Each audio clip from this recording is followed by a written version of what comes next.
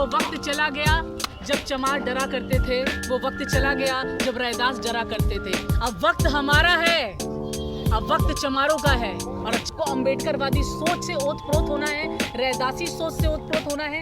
जब जब इस समाज में जुल्म बढ़ा है, तब तब एक ऐसे मसीहों ने जन्म लिया है जिससे कि हमारे समाज को उन्होंने बचाया है राक्षसों से। मधुबनी भी पढ़ी लिखी महिलाएं हैं। मेरा उनसे आज ये आग्रह है कि आप अपने घरों से निकलिए। होगा जब जब हमारे चुनाव नजदीक आते हैं, लोग अम्बेडकर साहब का दामन थाम लेते हैं। क्यों? क्योंकि उन्हें पता है कि बिना अम्बेडकरवादियों के वो किसी भी समाज में किसी भी पार्टी को जिता नहीं सकते। तो ये हमारी ताकत है। गर्व से कहो हम चमार हैं, गर्व से कहो हम चमार हैं। छात्रावास के बाहर भी लिख करके लगाया गया बोर्ड की चमार भारत के लिए हानिकारक है, चमारो भारत छोड़ो। और आप करेंगे गर्व से कहो चमार है, क्योंकि उनको वो जागरूक है, क्योंकि उनकी समझ विकसित है, उनको वो इनलाइटेंड है, ठीक है। और जितना ज्यादा चमार जो मारा जा रहा है, बहुत दुख होता है सुन करके। इसमें परम ज्ञानी, परम गुरु, सदगुरु, संत शिरोमणि गुरु रैदास के नाम से जाने गए। क्यों जाने गए? क्योंकि वो पहले ऐसे संत गुरु थे जो कबीर के समकालीन थे, और उन्होंने ये बात कही थी कि जो ईश्वर का रूप है, जो ईश्वर है, वो किसी पर्टिकुलर कास्ट का नहीं है। आसाराम बापू तक को संत लोग कहते हैं। बताइए क्या वो संत कहलाने के लायक है? नहीं। जो रियल में संत है हमारे गुरु रैदास जी। लेकिन में यूनिटी, डाइवर्सिटी इन यूनिटी। तो जब जब जहाँ पर हर धर्म के, हर प्रांत के, हर जाति के लोग रहेंगे, तो वहाँ पर कुछ ना कुछ आपस में द्वंद्व आपको दिखेगा। समता मूलक समाज की जो सपना देखा था हमारे बाबा साहब ने, हमारे रैदास जी ने, हमारे लोहिया जी ने, वो उसको भी हम लोग उसी पथ पर हैं, उसी पथ पर जो है हम उसको पूरा करने की कोशिश कर रहे हैं। और मैं कट्टर अम्बेडकरवादी हूँ, मैं आपको बताऊँ जी। चंद्रशेखर आजाद को गाली दिया गया from IFTM university Moradabad, Uttar प्रदेश।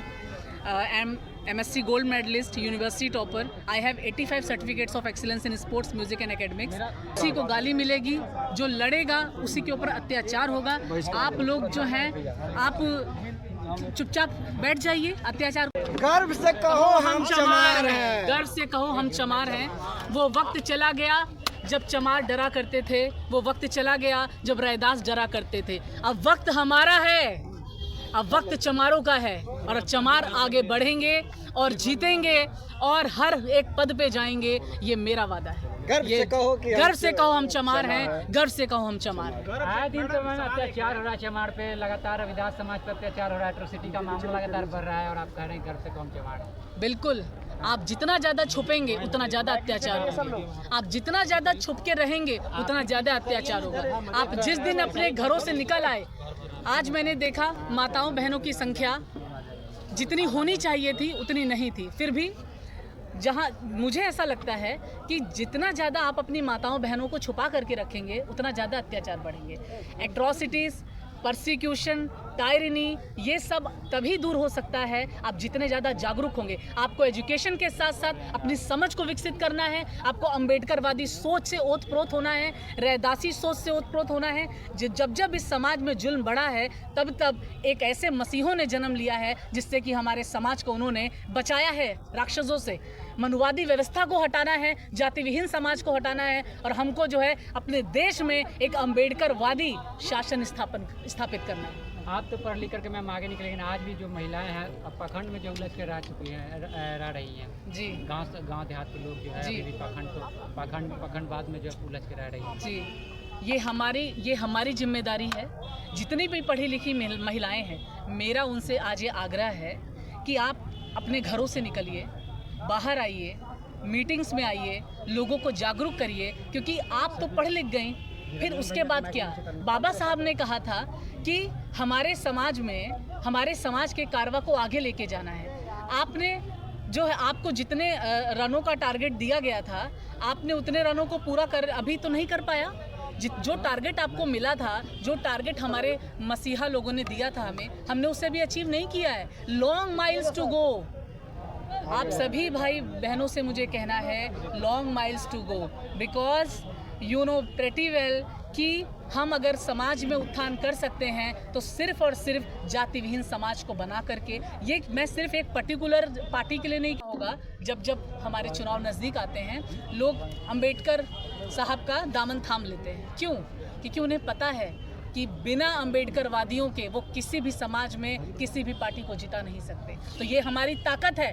गर्व से कहो हम चमार हैं, गर्व से कहो हम चमार हैं। मैडम आप चमारों को गर्व करने की बात कर रही हैं और एक एक कर चमारों को लगातार टारगेट करके मारा जा रहा है। अभी क्या कहेंगे? अभी छात्रावास के बाहर भी लिख करके लगाया गया बोर्ड की चमार भारत के लिए हानिकारक है, चमारों भारत छोड़ो, और आप करेंगे गर्व से कहो चमार है, ऐसे कैसे होगा? हाँ, सुनिए मेरी बात ध्यान से। इसके पीछे भी एक लॉजिक है। क्यों मारा जाता है चमारों को? जो सबसे ज़्यादा आवाज़ उठाता है सबसे ज़्यादा उसी की आवाज़ को दबाया जाता है। क्यों आज चमार सबसे आगे निकल रहा है? आप किसी भी डिपार्टमेंट में जाइए, आप देखेंगे कि हर पदों पर कौन आसीन है। आप देखेंगे कि 99% ब्राह्मणवादी लोग आसीन हैं, लेकिन जो अगर 1% जो बचा हुआ है उस पर आपको हमारी बिरादरी का भी लोग मिलेगा। क्यों? क्योंकि उनको वो जागरूक हैं, क्योंकि उनकी समझ विकसित है, उनको वो इनलाइटेंड हैं, ठीक है। और जितना ज़्यादा चमार जो मारा जा रहा है बहुत दुख होता है सुन करके। और बहुत सारे केसेस मैं देख रही हूँ, ये सुन करके बहुत मन व्यथित होता है। इसके लिए हम लोग बहुत जो है पूरी तरीके से पूरी शिद्दत से हम लोग कोशिश करेंगे कि जितने भी एट्रॉसिटीज़ हो रही हैं चमारों के ऊपर हम लोग आवाज़ उठाएंगे। चमारों को आज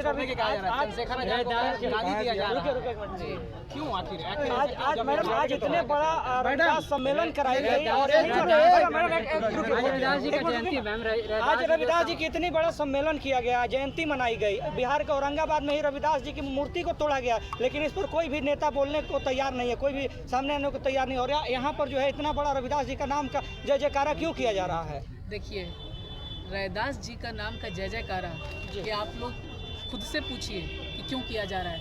आप लोग अगर रविदास जी के बारे में पढ़ेंगे ना तब आपको पता चलेगा कि रविदास जी इस देश में परम ज्ञानी, परम गुरु, सदगुरु, संत शिरोमणि गुरु रविदास के नाम से जाने गए। क्यों जाने गए? क्योंकि वो पहले ऐसे संत गुरु थे जो कबीर के समकालीन थे और उन्होंने ये बात बोली थी कि उन्होंने ये बात कही थी कि जो ईश्वर का रूप है, जो ईश्वर है वो किसी पर्टिकुलर कास्ट का नहीं है, वो सभी का है, ठीक है। और जाति विहीन समाज की बात भी उन्होंने की। उन्होंने गौतम बुद्ध के विचारों को उजागर किया। सोचिए 2800 साल के इतिहास को उन्होंने उजागर किया। तो रविदास जी की आज जो जयंती मनाई गई है वो इसलिए मनाई गई है क्योंकि वो महान सदगुरु में से एक है। आज इस आपने देखा होगा हर गली नुक्कड़ में आपको सदगुरु, संत, महाराज सब मिल जाते हैं। आसाराम बापू तक को संत लोग कहते हैं। बताइए क्या वो संत कहलाने के लायक है? नहीं है।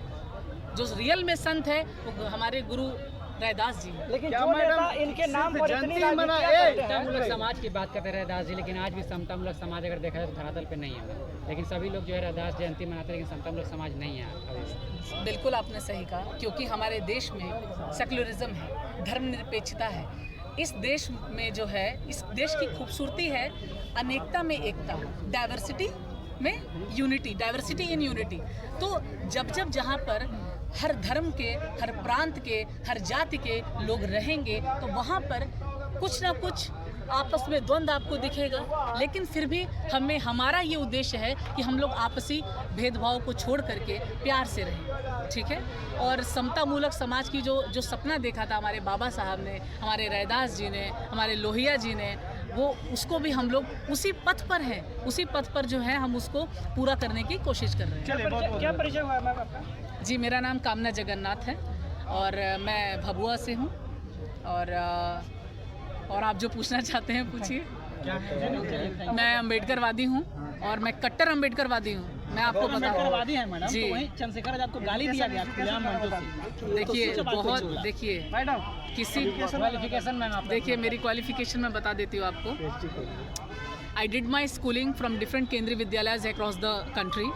I did my graduation from Chhatrapati Shahuji Maharaj Kanpur University. I did my post graduation from IFTM University Muradabad, Uttar Pradesh. And MSc gold medalist, university topper. I have 85 certificates of excellence in sports, music and academics. So yes. मेरा सवालों का जवाब नहीं मिला। जी जी, बोलिए बोलिए, आप बोलिए। मुझे लगा था आपको कहा गया, बहुत सारे लोग सवाल तालीम दिया गया और कहा गया कि भारत देखिए सुनिए, जो लड़ेगा उसी को गाली मिलेगी, जो लड़ेगा उसी के ऊपर अत्याचार होगा। आप लोग जो हैं, आप चुपचाप बैठ जाइए, अत्याचार को सहन करते रहिए, कोई आपसे कुछ नहीं कहेगा। आप एक कोने में बैठ जाइए। इस देश में कितने सारे ऐसे लोग हैं जो पढ़ लिख करके भी आज अनपढ़ और गंवार हैं, पढ़ लिख करके भी कोई उनके अंदर समझ का विकास नहीं हुआ है। ठीक है, तो